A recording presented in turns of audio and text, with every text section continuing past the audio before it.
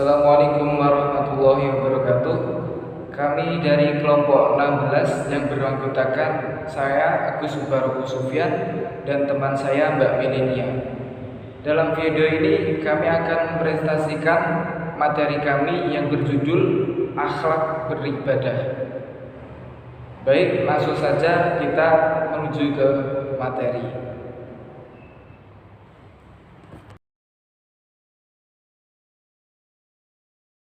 Secara etimologi, sholat berarti doa, dan secara terminologi, para ahli fikih dan sufi mengartikan secara lahir dan hakiki. Secara lahiriah, sholat berarti beberapa ucapan dan perbuatan yang dimulai dengan takbir dan diakhiri dengan salam. Sedangkan secara hakikinya ialah berhadapan hati atau jiwa kepada Allah yang mendatangkan takut kepadanya serta kekuasaannya, atau membohirkan hajat dan keperluan kita kepada Allah.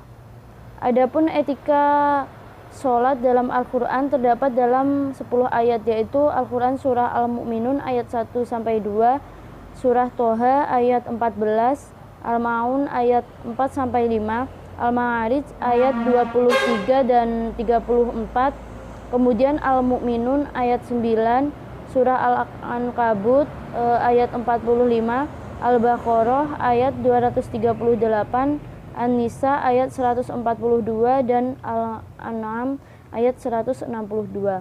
Al-Qurtubi dan Hamka itu menafsirkan etika sholat pada 10 ayat tersebut. Etika sholat yang dimaksud Al-Qurtubi itu menyempurnakan wudhu, bacaan, dan gerakan sholat, memfokuskan pandangan ke arah tempat sholat, tidak berbicara dengan sengaja ketika sholat, serta khusyuk hati dan anggota badan ketika sholat. Sedangkan etika sholat yang dimaksud oleh Hamka itu adalah khusyuk ketika sholat, memahami dengan sepenuh hati makna yang terkandung dalam sholat, dan ikhlas semata untuk Allah, sehingga sholat itu berimplikasi baik bagi kehidupan.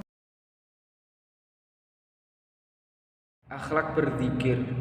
Secara etimologi, zikir berasal dari kata zakaro yang artinya mengingat, memperhatikan, mengenang, mengambil pelajaran, mengenal atau mengerti. Secara terminologi, zikir adalah usaha manusia untuk mendekatkan diri pada Allah dengan cara mengingat Allah, dengan cara mengingat keagungannya.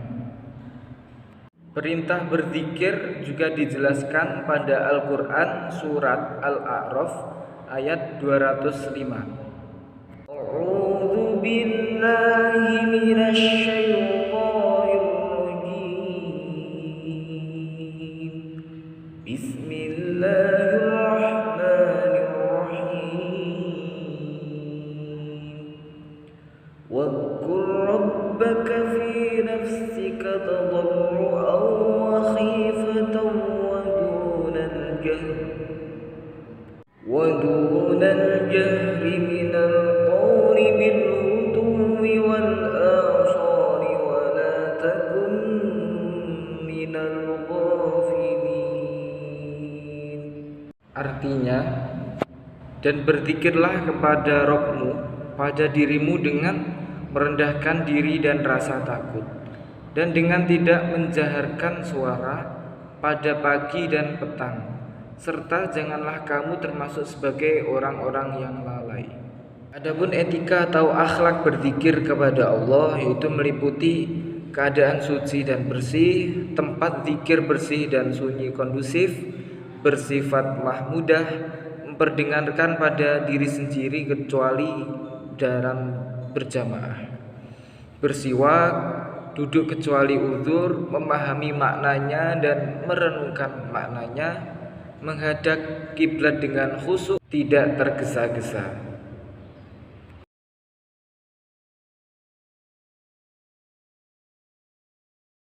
Berdoa itu adalah salah satu bentuk ibadah kepada Allah dalam upaya memohon dan meminta kepada Allah atas segala hajat manusia. Karena itu dalam berdoa terdapat akhlak atau etika tertentu yang harus dilakukan bagi mereka yang sedang berdoa. Dengan memperhatikan etika-etika tersebut, maka diharapkan akan lebih mudah doa itu dikabulkan oleh Allah. Imam Al-Ghazali dalam Ihya Ulumuddin dalam kitabnya itu menguraikan 10 etika dalam berdoa yang didasarkan pada Al-Quran, hadis, dan atsar, yaitu yang pertama, memperhatikan dan memilih waktu yang baik dan mulia saat berdoa, seperti pada hari Arafah, bulan Ramadan, hari Jumat, dan di waktu sahur. Kemudian merendahkan suara, tidak terlalu keras dan tidak terlalu samar. Kemudian memantapkan hati dalam berdoa. Kemudian berdoa dengan penuh kesungguhan dan mengulang doa sampai 3 kali dan menjaga adab batiniah. Kemudian menghadap kiblat dan mengangkat kedua tangan sehingga terlihat kedua telapak tangannya. Kemudian memulai doa dengan menyebut nama Allah, menyucikannya, memujinya, lalu membaca sholawat atas Nabi Muhammad dan berdoa dengan menutup dengan sholawat dan memuji Allah. Kemudian berdoa dengan penuh kepasrahan, merendahkan dan menghinakan diri pada Allah, penuh kekhusyuan yang disertai perasaan cemas. Kemudian berdoa itu hendaknya memperhatikan dan memilih keadaan dalam kondisi yang baik, seperti saat hujan, seperti pada saat berada dalam barisan jihad fisabilillah, saat antara azan dan iqomah, setelah sholat maktubah, sebagaimana pendapat Mujahid, karena dalam sholat adalah waktu terbaik. Kemudian pada saat berpuasa, saat hati jernih, ikhlas, dan bersih dari bisikan-bisikan yang buruk dalam keadaan bersujud dan kondisi baik lainnya. Akhlak membaca Al-Quran. Membaca dalam bahasa Arab adalah qiraah yang merupakan bentuk masdar dari qara'a. Kata Al-Quran juga merupakan bentuk masdar kedua dari qara'a yang artinya memadukan atau mengumpulkan. Menurut sebagian ulama, hal yang demikian itu karena Al-Quran merupakan kumpulan dari kitab suci terdahulu, bahkan merupakan muara dari seluruh ilmu pengetahuan. Allah Subhanahu wa Ta'ala menurunkan Al-Quran agar manusia membaca dan melakukan tadabbur terhadapnya. Kelebihan Al-Quran dibandingkan dengan kitab-kitab suci lainnya adalah terpelihara keorisinalitasnya.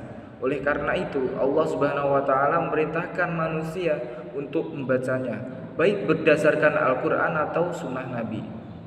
Al-Quran surat Al-A'laq ayat 1, Allah Subhanahu wa Ta'ala berfirman, A'udzubillahi minasyaitonirrajim, Iqra' bismi rabbikal ladzi khalaq, yang artinya, bacalah dengan menyebut nama Tuhanmu yang menciptakan.